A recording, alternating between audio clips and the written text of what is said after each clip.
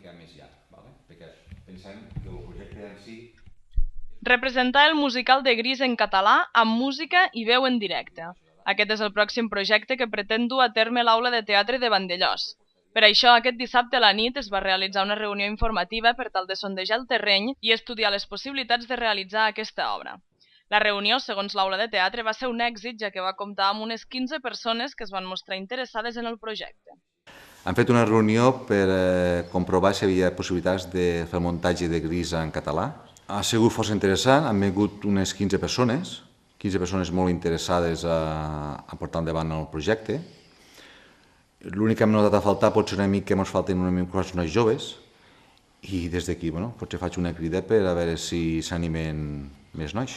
Pot participar tothom, perquè no es demana un perfil en concret, el que passa és molt interessant que sigui gent jove i gent que tingui ganes que sigui predisposada a ballar i a cantar, en directe, clar. Per tal de poder fer efectiva la música i la veu en directe i en català, aquest projecte comptaria amb la col·laboració de l'Orquestra de l'Escola de Música de Vandellòs i l'Hospitalet de l'Infant i amb professors de cant, coreografia i ball del municipi. Això comptaríem amb la Susana Serrà, de l'Escola de Música, que és la que portaria el cant, i amb la Mari Carmen Gallardo, que portaria la coreografia i el ball. La direcció artística la portaria jo. I si en un moment donat necessitéssim l'ajuda d'algun professional extern, doncs la demanaríem. Aquesta obra necessita un termini de preparació de com a mínim un any, ja que s'han de treballar diversos camps com són el cant, la coreografia i la posta en escena.